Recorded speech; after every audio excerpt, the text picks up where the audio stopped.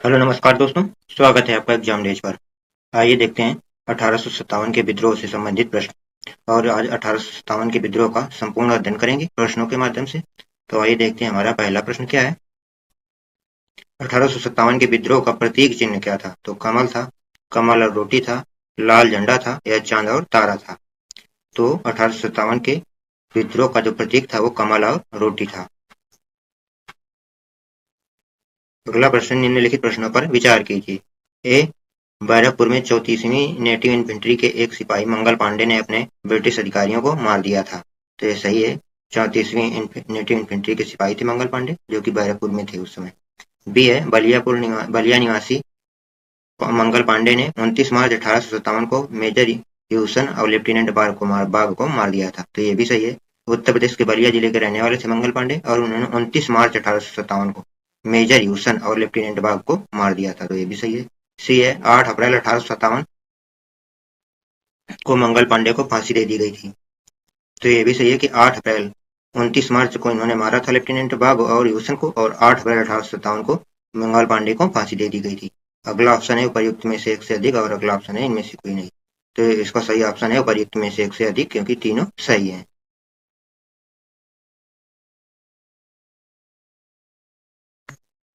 अगला प्रश्न है 1857 के विद्रोह से पहले रॉयल इनफील्ड राइफल को कब भारतीय सेना में शामिल किया गया था? तो जुलाई 1853, अगस्त 1855, नवंबर 1856 या दिसंबर 1856। तो इसका सही ऑप्शन है दिसंबर 1856।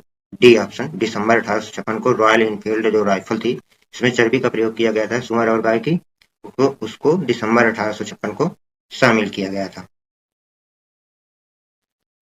1856 में अवध के नवाब वाजिद अली शाह पर कुशासन का आरोप किस रिपोर्ट के आधार पर लगाया गया था?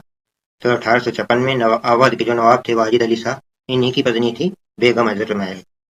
और वाजिद अली शाह पर जो कुशासन का आरोप लगाया गया था वो किस रिपोर्ट के आधार पर लगाया गया था? तो आउटरम की रिपोर्ट थी, या कैनिंग की रिपोर्ट थी, डलहौजी की रिपोर्ट थी, या एल्बिन की रिपोर्ट थी। तो आउटरम की जो रिपोर्ट थी, आउटरम और टेलर दो लोग थे, आउटरम और टेलर की रिपोर्ट थी।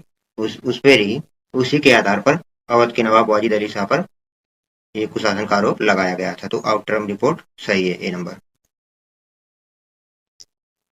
ये जो आउटरम की रिपोर्ट थी, इसे आउटरम और टेलर ने जारी किया था, दो लोगों ने इसे जारी किया था।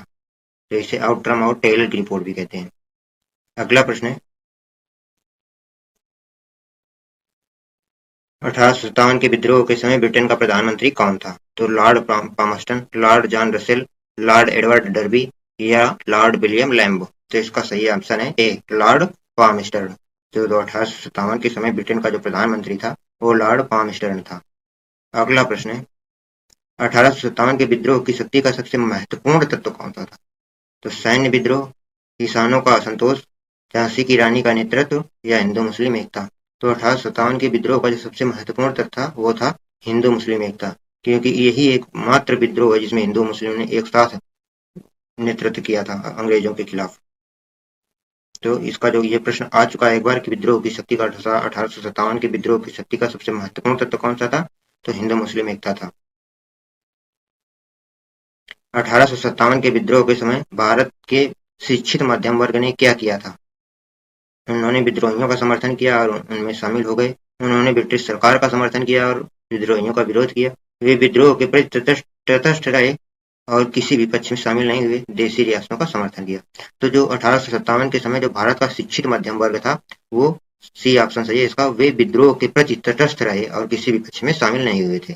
तो इसका सी ऑप्शन सही है, वे विद्रोह के प्रति तटस्थ रहे और किसी भी पक्ष में शामिल नहीं हुए। निम्नलिखित में से कौन सा गलत है? ए, बहादुर शाह द्वितीय और जनरल बख्त खां ये नेतृत्व करता है। इलाहाबाद मौलवी लियाकत अली, फैजाबाद मौलवी अहमदुल्लाह, बरेली बेगम हजरत महल। तो दिल्ली से बहादुर शाह द्वितीय, बहादुर शाह जफर भी कहते हैं जिसे, और जनरल बख्त खां ने नेतृत्व किया था। इलाहाबाद से मौलवी लियाकत अली ने किया था, और फैजाबाद से मौलवी अहमदुल्लाह ने किया था। बरेली से बेगम हजरत महल ने नहीं किया था। तो बरेली से बेगम हजरत महल ने नहीं किया था। बरेली से जिन्होंने किया था उनका नाम था खान बहादुर खान। बहादुर खान उनका नाम था। अगला अगला प्रश्न है 1857 के विद्रोह को किस उर्दू कवि ने देखा था?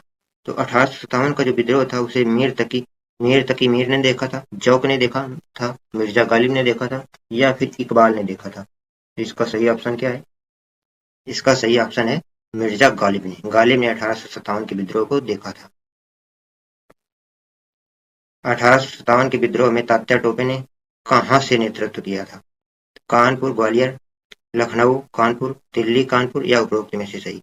तो 1857 के विद्रोह के समय जो तात्या टोपे थे, इनका ओरिजिनल नाम रामचंद्र पांडुरंग था और ये भी पूछा जा चुका है कि तात्या टोपे का मूल नाम क्या था? तो रामचंद्र पांडुरंग इनका मूल नाम था और इन्होंने जहां जहां से नेतृत्व किया था वो कानपुर और ग्वालियर था। तो इसका ए ऑप्शन सही है, कानपुर और ग्वालियर।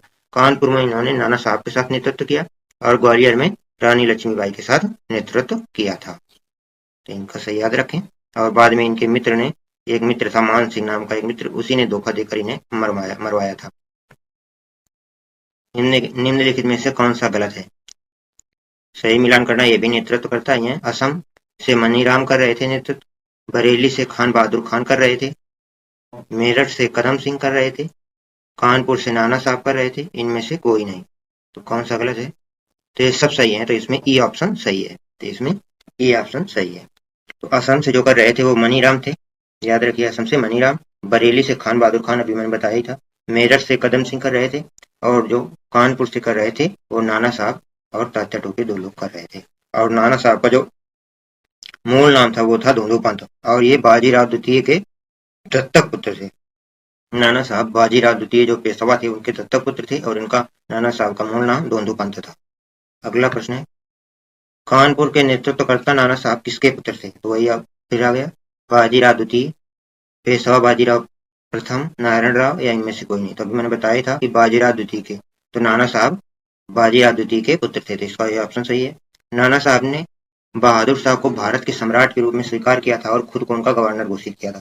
जब उन्होंने कानपुर से नेतृत्व किया था तब उन्होंने नाना साहब ने खुद को बहादुर शाह के सम्राट के रूप में स्वीकार किया, मतलब बहादुर शाह को भारत का सम्राट माना और खुद को उनका गवर्नर घोषित किया था। ये प्रश्न पूछा गया है कि बहादुर शाह के नेतृत्व में उन्होंने खुद को क्या घोषित किया था?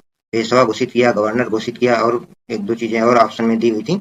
तो उसमें पेशवा ऑप्शन गलत था, गवर्नर सही था। गवर्नर घोषित किया था बहादुर शाह के नेतृत्व में, खुद को बहादुर शाह के नेतृत्व में खुद को गवर्नर घोषित किया था। 1857 में अंग्रेजी साम्राज्य के विरुद्ध पंजाब में किसने सशस्त्र विद्रोह किया था? तो ए है सैनिकों ने, बी है नामधारी सिखों ने, सी है अकाली सिखों ने, डी है निरंकारी सिखों ने। तो इसका सही ऑप्शन है नामधारी सिखों ने। 1857 के विद्रोह के समय पंजाब में जो विद्रोह किया गया वो नामधारी सिखों के द्वारा अंग्रेजों के विरुद्ध विद्रोह किया गया था। अगला ऑप्शन है, बिहार के जमींदार बिहार के जगदीशपुर के जमींदार कुंवर सिंह की मृत्यु कब हुई थी? तो इनकी 23 अप्रैल 1770, 26 अप्रैल 1858, 8 अगस्त 1857 और 22 अगस्त 1857। तो जो इनकी मृत्यु हुई थी कुंवर सिंह जी की, इनकी मृत्यु हुई थी 26 अप्रैल 1858 को, 57 को नहीं हुई थी, 26 अप्रैल 1858 को हुई थी इनकी मृत्यु। इनके पिता का नाम जो था वो साहबजादा था, साहबजादा इनके पिता का नाम था कुंवर सिंह जी के, और ये जगदीशपुर की रियासत के जमींदार थे। और इनकी माता का नाम पंचतर कुंवर था, माता का नाम पंचतर कुंवर था। अगला प्रश्न है, निम्नलिखित में से कौन सा आयोग 1857 के विद्रोह के दमन के बाद भारतीय सेना के पुनर्गठन से संबंधित है? तो लोक सेवा आयोग, पील आयोग, हंटर आयोग या साइमन आयोग? तो कौन सा आयोग संबंधित है? तो पील आयोग संबंधित है। पील आयोग 1857 के विद्रोह के दमन के बाद भारतीय सेना के पुनर्गठन से संबंधित है, पील आयोग। ये प्रश्न पूछा जा सकता है, पील आयोग। निम्नलिखित में से कौन 1857 के विद्रोह में अंग्रेजों का सबसे कट्टर दुश्मन था? तो बताना है कौन सा ऐसा नेतृत्व करता था जो कट्टर दुश्मन था अंग्रेजों का। तो मौलवी हक शाह, मौलवी इमदादुल्लाह शाह, मौलवी अहमदुल्लाह शाह या इनमें से कोई नहीं, या फिर 1800, या बताइए फिर। तो इसका सही ऑप्शन है मौलवी अहमदुल्लाह शाह। 1857 के समय जो अंग्रेजों का सबसे कट्टर दुश्मन था वो थे मौलवी अहमदुल्लाह शाह। ये फैजाबाद से, वर्तमान अयोध्या से, फैजाबाद से नेतृत्व कर रहे थे लोगों का, और अंग्रेजों ने इन पर इनाम भी रखा हुआ था। तो इसलिए अंग्रेजों के सबसे कट्टर दुश्मन थे मौलवी अहमदुल्लाह शाह, और इन्होंने फैजाबाद से नेतृत्व किया था। निम्नलिखित में से किसने 1857 के विद्रोह को हिंदू मुस्लिम षड्यंत्र की संज्ञा दी थी? तो सर जेम्स आउट्रम एवं डब्ल्यू टेलर की रिपोर्ट ने, सर जॉन लॉरेंस ने, हंटर आयोग ने या लॉर्ड कैनिंग ने।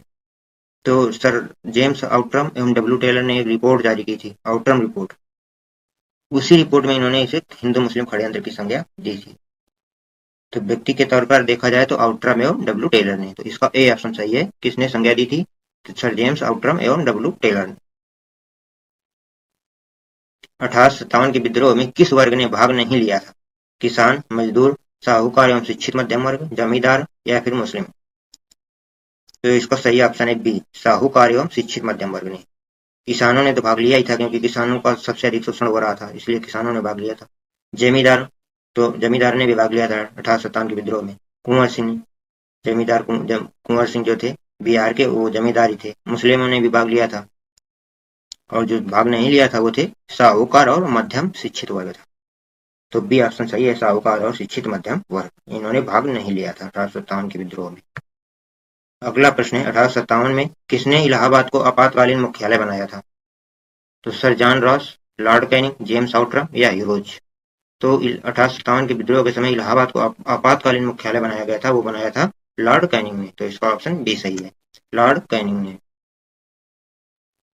1857 के विद्रोह के संदर्भ में निम्नलिखित में से किसे उनके मित्र राजा मान सिंह ने धोखा दिया था तथा जिसे अंग्रेजों द्वारा बंदी बनाकर मार दिया गया था? तो ए है नाना साहब, बी है तत्या टोपे, सी है मौलवी अहमदुल्ला शाह और डी है सर जॉन रॉस। तो मैंने भी बताया था तत्या टोपे।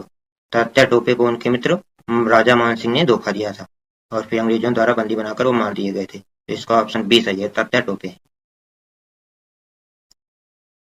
निम्नलिखित में से कौन सा क्षेत्र 1857 के विद्रोह से प्रभावित नहीं था?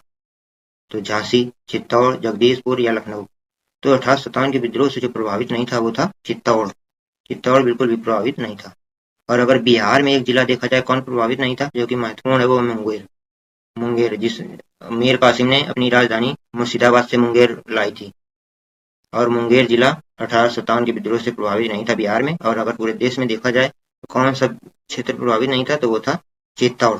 चित्तौड़ भी प्रभावित नहीं था, मुंगेर भी प्रभावित नहीं था 1857 के विद्रोह से। तो इसका ऑप्शन बी सही है।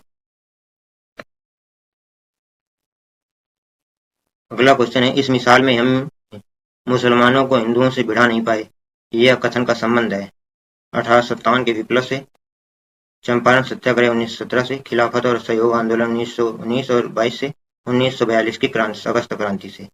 तो ये बात एक अंग्रेज ने कही थी कि हम इस समय ये जो विद्रोह चल रहा है, इस विद्रोह में मुसलमानों को हिंदुओं से भिड़ा नहीं पाए। इस कथन का संबंध 1857 के विप्लव से या फिर 1857 के विद्रोह से है। तो यह बात एक अंग्रेज ने कही थी कि हम मुसलमानों को हिंदुओं से भिड़ा नहीं पाए या आपस में लड़ा नहीं पाए। तो इसका ए ऑप्शन सही है, 1857 का विद्रोह से। 1857 के विद्रोह की यही तो एक सबसे अच्छी विशेषता थी कि हिंदू मुसलमानों ने एक साथ मिलकर इसमें अंग्रेजों के खिलाफ विद्रोह किया था। मेरठ के विद्रोही सैनिकों ने किस तारीख को दिल्ली पहुंचकर दिल्ली पर अधिकार कर लिया और मुगल सम्राट बहादुर शाह द्वितीय को भारत का सम्राट घोषित किया था? तो 10 मई 1857, 11 मई 1857, 12 मई 1857, 13 मई 1857? तो इसका सही ऑप्शन है 12 मई 1857। 10 मई 1857 को तो विद्रोह प्रारंभ हुआ था, तो 12 मई 1857 को इन्होंने मुगल सम्राट बादशाह द्वितीय को भारत का सम्राट घोषित किया था। तो उसका सही ऑप्शन है सी, 12 मई 1857। मुगल सम्राट बहादुर शाह द्वितीय को कौन सी उपाधि से वो शायरी लिखा करता था? कौन सी उपाधि से वो शायरी लिखा करता था? तो वो उपाधि थी जफर। बहादुर शाह द्वितीय को जफर नाम से भी शायरी लिखा करता था। ये प्रश्न पूछा गया कि बहादुर शाह जफर किस नाम से शायरी लिखा करता था? तो जफर नाम से शायरी लिखा करता था। 1857 के विद्रोह का दिल्ली में दमन किसने किया था? तो लॉर्ड कैनिंग ने, सर हेनरी बर्नार्ड ने, जॉन निकोलसन ने, विलियम लॉर्ड हवे ने? तो इसका सही ऑप्शन है जॉन निकोलसन ने। तो इसका ऑप्शन सी सही है, दिल्ली के विद्रोह में दमन किसने किया था? तो सी, जॉन निकोलसन। आइए देखते हैं कुछ और दमनकर्ता जिन्होंने दिल्ली से, जॉन निकोलसन और हडसन ने। तो दिल्ली से जो विद्रोह का दमन किया था वो जॉन निकोलसन और हडसन दो लोग थे। हडसन भी था उसमें।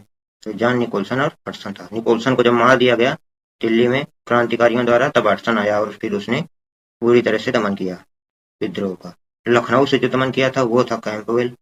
कानपुर से कैंपवेल ने किया था। लखनऊ, कानपुर से दोनों जगह कैंपवेल ने किया था। झांसी और ग्वालियर, वहां पर जनरल ह्यूरोज ने किया था दमन।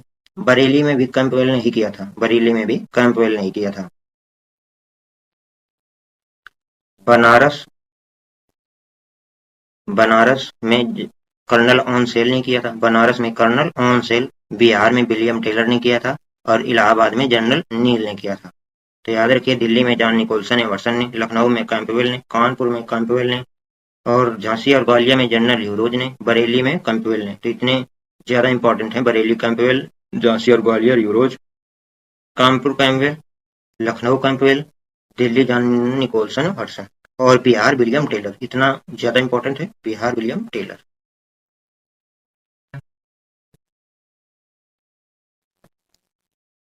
अगला प्रश्न है 1857 के विद्रोह के दौरान अवध क्षेत्र के लखनऊ में विद्रोह का नेतृत्व किसने किया था? तो बेगम हजरत महल, नाना साहब, वीर कुंवर सिंह या फिर मौलवी अहमदुल्ला। तो अवध क्षेत्र के जो लखनऊ था वहां से नेतृत्व किया था बेगम हजरत महल ने और इसका पुत्र बिरजिस कादिर ने। तो अवध बेगम हजरत महल, जिसे अवध की बेगम भी कहा जाता है, नवाब वाजिद अली शाह की दूसरी पत्नी थी। उनका असली नाम मोहम्मदी खानम था और अपने नाबालिग पुत्र बिरजिस कादिर को गद्दी पर बिठाकर उन्होंने अंग्रेजी सेना का स्वयं मुकाबला किया था। तो उनका पुत्र था बिरजिस कादिर, वो छोटा था, उसे गद्दी पर बिठा दिया और उन्होंने खुद अंग्रेजी सेना के खिलाफ नेतृत्व किया था। तो ऑप्शन में ये भी आ सकता है कि अब बेगम हजरत महल और बिरजिस कादिर, तो वो भी सही होगा। 1857 के विद्रोह की असफलता के बाद मुगल सम्राट बहादुर शाह द्वितीय को कहां से किसने गिरफ्तार किया था? तो लाल किले में विलियम हडसन द्वारा, हुमायूं के मकबरे में विलियम हडसन द्वारा, दिल्ली के दरबार में जॉन निक्सन द्वारा, रंगून वर्मा में अज्ञात ब्रिटिश अधिकारी द्वारा। तो 1857 की विद्रोह की सफलता के बाद मुगल सम्राट बहादुर शाह द्वितीय को जो कहां से गिरफ्तार किया गया, तो वो स्थान था हुमायूं के मकबरे से विलियम हडसन ने गिरफ्तार किया था। हुमायूं के मकबरे से विलियम हडसन ने गिरफ्तार किया था। तो याद रखिए, प्रश्न पूछा जा सकता है कि किसने और कहां से, तो हडसन ने और हुमायूं के मकबरे से। हुमायूं के मकबरे के पास ही था मुगल सम्राट बहादुर शाह जफर, इसीलिए ये लिखा हुआ है ये ऑप्शन में कि हुमायूं के मकबरे से और विलियम हडसन ने गिरफ्तार किया था। ऑप्शन बी सही है इसका। अगला प्रश्न है 1857 के विद्रोह के तुरंत बाद इसे एक राष्ट्रीय विद्रोह की संज्ञा किसने सबसे पहले दी थी? ए है विलियम हडसन, बी है बहादुर शाह द्वितीय, सी है नाना साहेब और डी है बेंजामिन डिजरायली। इसका सही ऑप्शन है बेंजामिन डिजरायली ने। बेंजामिन डिजरायली ने 1857 के विद्रोह को राष्ट्रीय विद्रोह की संज्ञा दी थी सबसे पहले बेंजामिन डिजरायली ने राष्ट्रीय विद्रोह की संज्ञा दी थी, या फिर इसे राष्ट्रीय विद्रोह का उदय का काल भी कहा था। तो राष्ट्रीय विद्रोह की संज्ञा किसने दी थी? तो बेंजामिन डिजरायली ने। बाद में यही बेंजामिन डिजरायली ब्रिटेन का प्रधानमंत्री भी बना। तो किसने राष्ट्रीय विद्रोह की संज्ञा दी? Benjamin Disraeli. डी ऑप्शन सही है इसका। अगला प्रश्न है महारानी विक्टोरिया ने भारतीय प्रशासन को ब्रिटिश ताज के नियंत्रण में लेने की घोषणा कब की थी? 1 नवंबर 1857, 16 नवंबर 1858, 2 अगस्त 1858 या 1 नवंबर 1858। तो इसका सही ऑप्शन क्या है? इसका सही ऑप्शन है 1 नवंबर 1858 को महारानी विक्टोरिया ने ब्रिटिश ताज के नियंत्रण में लेने की, भारतीय प्रशासन को लेने की घोषणा की थी। तो ऑप्शन डी 1 नवंबर 1858। 1857 के विद्रोह के बाद ब्रिटिश सरकार ने अधिकतर किन सैनिकों का चयन किया? तो गोरखा और पंजाबी सिख, मराठा और राजपूत, अवधी मुस्लिम और बंगाली हिंदू, दक्षिण भारतीय ईसाई और गुजराती व्यापारी। तो इसका सही ऑप्शन है ए, गोरखे और पंजाबी सिखों को। 1857 के विद्रोह के बाद ब्रिटिश सरकार ने जिन सैनिकों को अपनी सेना में सर्वाधिक भर्ती किया वो थे गोरखा और पंजाबी सिख। ए ऑप्शन सही है। अगला प्रश्न, निम्नलिखित में से किन ब्रिटिश अधिकारियों ने 1857 के विद्रोह के दौरान लखनऊ में अपना जीवन खोया था? कौन कौन से ब्रिटिश अधिकारी थे 1857 के विद्रोह के दौरान जिन्होंने लखनऊ में अपना जीवन खोया था या लखनऊ में उनकी मृत्यु हुई थी? तो ए है हेनरी लॉरेंस, हैवलॉक, जनरल नील या फिर उपर्युक्त में से सही। तो ये तीनों सही है, उपर्युक्त में से सही डी सही है इसका, डी ऑप्शन। हेनरी लॉरेंस की भी मृत्यु लखनऊ में ही हुई थी, हैवलॉक की भी मृत्यु लखनऊ में ही हुई थी और जनरल नील की भी मृत्यु लखनऊ में ही हुई थी। जब ये वहां से इलाहाबाद से विद्रोह का दमन करके लखनऊ आया तो बाद में लखनऊ में जनरल नील मारा गया था। तो तीनों की मृत्यु लखनऊ में ही हुई थी। तो इसका डी ऑप्शन प्रयुक्त में से सभी सही है। 1857 के विद्रोह का सरकारी इतिहासकार कौन था? तो जेम्स डब्ल्यू वेल, विलियम वुडबर्न, सुरेंद्र नाथ सेन या जे ए स्टीवन। इसका सही ऑप्शन है सी, सुरेंद्र नाथ सेन या फिर एस एन सेन। इसके इतिहासकार सुरेंद्र नाथ सेन की बुक का नाम 1857 है। तो बुक का नाम भी याद रखिए, सरकारी इतिहासकार एस.एन. सेन, सुरेंद्रनाथ सेन थे। इनकी बुक का नाम 1857 है। 1857 के विद्रोह को सिपाही विद्रोह किसने कहा था? तो William Woodward, John Lawrence, Jawaharlal Nehru या राधाकृष्णन। तो इसका ऑप्शन बी सही है, जॉन लॉरेंस जो कि एक अंग्रेज था, जॉन लॉरेंस, इसी ने 1857 के विद्रोह को सिपाही विद्रोह कहा था। तथा जो ब्रिटिश सरकार थी उसने भी 1857 के विद्रोह को एक सिपाही विद्रोह माना है। ब्रिटिश सरकार ने भी, उस समय की ब्रिटिश सरकार ने भी 1857 के विद्रोह को सिपाही विद्रोह ही माना है। 1857 के विद्रोह को सामंती विद्रोह किसने कहा था? 1857 का जो विद्रोह था वो सामंती विद्रोह किसने कहा था? तो विलियम वुडबर्न ने, जॉन लॉरेंस ने, जवाहरलाल नेहरू ने या फिर राधा कृष्णन ने। इसका सही ऑप्शन है जवाहरलाल नेहरू ने 1857 के विद्रोह को सामंती विद्रोह कहा था।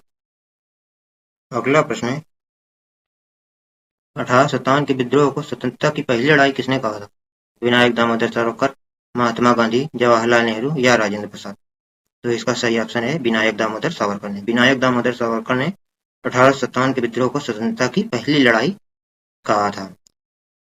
कुछ अलग से तथ्य देख लेते हैं। सावरकर ने 1857 की क्रांति पर the history of the war of Indian independence नामक पुस्तक लिखी थी। तो ये भी याद रखिए, इनकी पुस्तक का क्या नाम था? वीर सावरकर की पुस्तक का नाम जो 1857 की क्रांति पर लिखी गई, the history of the war of Indian independence. अगला प्रश्न है, 1857 पर लिखी गई आर.सी. मजूमदार की किताब का क्या नाम था? The Indian war of independence 1857, the history of modern India, the sipahi mutiny and the rebellion of 1857 या द ग्रेट रिबेलियन। तो जो आर.सी. मजूमदार थे, उन्होंने जो किताब लिखी उसका नाम था the sipahi mutiny and the rebellion of 1857। तो the sipahi mutiny and the rebellion of 1857 ये इनकी पुस्तक का नाम था।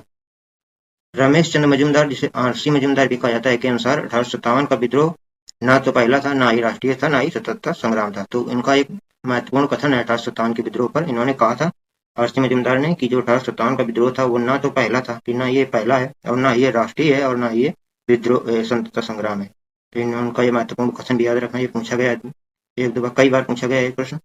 आर.सी. मजूमदार का कथन क्या था? इन्होंने 1857 के विद्रोह के बारे में क्या कहा? तो उन्होंने कहा कि ये ना तो पहला था, और ना ही राष्ट्रीय था, और ना ही स्वतंत्रता संग्राम था। अगला प्रश्न है, किसकी वीरता से प्रभावित होकर ब्रिटिश सैन्य अधिकारी यूरोज ने कहा भारतीय क्रांतिकारियों में ये अकेली मर्द है? नाना साहब, तात्या टोपे, रानी लक्ष्मीबाई या कुंवर सिंह। तो रानी लक्ष्मीबाई की वीरता से प्रभावित होकर जो सैन्य अधिकारी यूरोज था उसने यह बात कही थी कि भारतीय क्रांतिकारियों में अकेली मर्द है। तो इसका ऑप्शन सी सही है। अगला क्वेश्चन है, 1857 के विद्रोह के बाद बहादुर शाह द्वितीय को भेजा गया था, कहाँ भेजा गया था? कानपुर, लखनऊ, पटना या फिर रंगून। तो 1857 के विद्रोह के बाद बहादुर शाह द्वितीय को रंगून भेजा गया था, जो कि म्यांमार में है, रंगून। बहादुर शाह द्वितीय को रंगून भेजा गया था। अगला प्रश्न है, 1857 के विद्रोह को सर सैयद अहमद खान ने संज्ञा दी थी, क्या संज्ञा दी थी? प्रथम भारतीय स्वतंत्रता संग्राम की, मुस्लिम विद्रोह की, हिंदू मुस्लिम दंगे की या फिर सिपाही विद्रोह की। तो इन्होंने भी इसे सिपाही विद्रोह ही माना था। सर सैयद अहमद खान ने इन्हें 1857 के विद्रोह को सिपाही विद्रोह कहा था। तो इनकी बुक का नाम the cause of the Indian revolt किताब सर सैयद अहमद खान ने लिखी थी। सर सैयद अहमद खान की जो बुक है जो 1857 के विद्रोह पर लिखी गई वो थी the cause of Indian revolt. The cause of Indian revolt ये भी सर सैयद अहमद खान की बुक है। तो इस तरह से 1857 के विद्रोह का जो हमने संपूर्ण अध्ययन किया प्रश्नों के माध्यम से।